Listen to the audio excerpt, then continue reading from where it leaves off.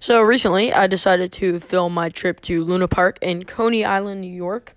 And here is going to be a park review of this. This is my experience of this funny, weird, sketchy. This was actually pretty funny. This is a fun experience. I'm happy I got the credits there. But today we're going to talk about this park.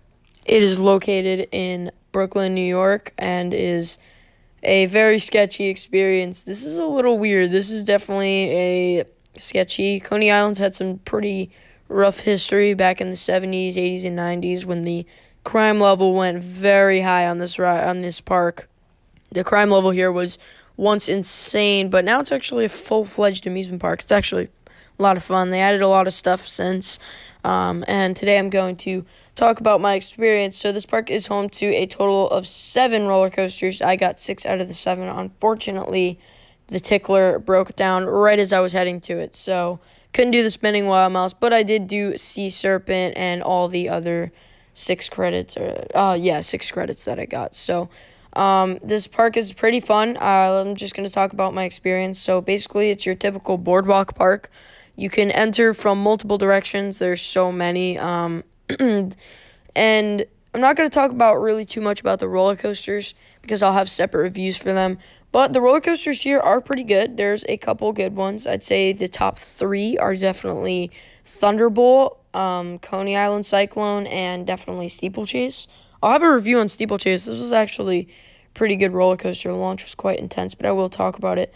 So yeah, it's a pretty good amusement park. This park is, they say that they have like 6 amusement parks in one, like Dino's Wonder Wheel amusement park. I get that, and you might want to call that a separate amusement park, but the only attractions that are in Dino's Wonder Wheel are, like, the Ferris wheel, and it's Dino's Wonder Wheel. And that's literally it. That's all that's in that area, and I don't understand that. And then Scream Zone is also, like, this very small area where the Zampere La Velar is and the Steeplechase. But that's it.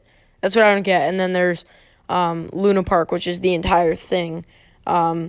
But you know what I mean. It's just a weird thing. I think it's kind of stupid. It'd be nice if they just said Luna Park, but I'm not making a big deal out of it. It's just something that I picked up on.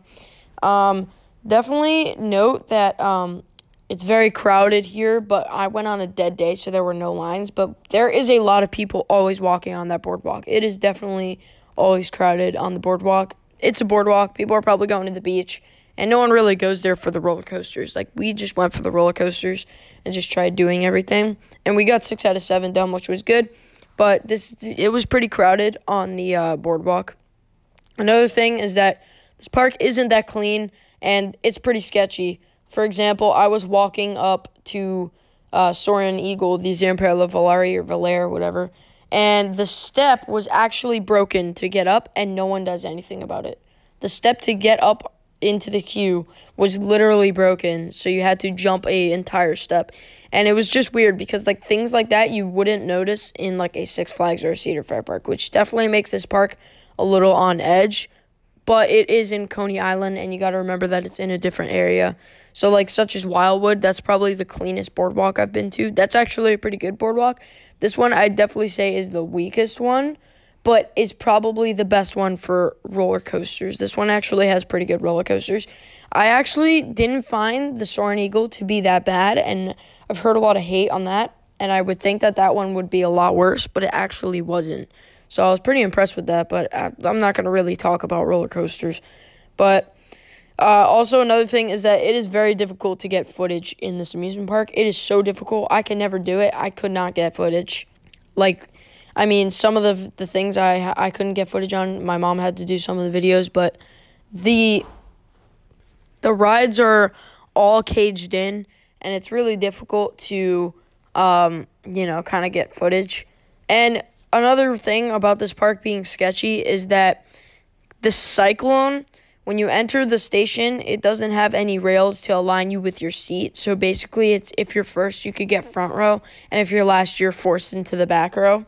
So you can literally, there's not a single rail. You can literally just walk onto the track if you wanted to. There's no railings. There's none of that. And the wood is all cracked up and stuff, and it's hilarious because it's just like, like, what the heck am I doing here? But it's actually a pretty good amusement park. So I think I'm going to start to wrap this up. There's really not much more to be said. I think that I wouldn't go out of your way to go here. I didn't really go out of my way, but I just wanted to do something for the weekend, and we were supposed to go to Great Escape, but Great Escape was a little far away, so we were like, you know what, screw it, let's just go to Coney Island. We haven't been there. But if you're in the area, I would definitely say visit this, kind of like similar to Ocean City. Like, don't go to Ocean City if you're, going out of your way. Go if you're in the area. But I would do the same thing for Coney Island. Do the same thing. Don't go out of your way to visit this amusement park, because this is nothing special. This is your typical Boardwalk Park, maybe just on a little bit of the sketchier side, but it's still a pretty good amusement park, and I don't have any bad things really to say about it. I mean, it's just like Coney Island's, it's okay. It's not bad. It's not amazing, but it's pretty good. It's all right. I'm not trying to give it too much hate, but this isn't the best amusement park to go to. But it's still a pretty good one, and they have good roller coasters, so I'm happy I went there. I got 6 out of 7 credits. It's funny because the tickler actually broke down twice.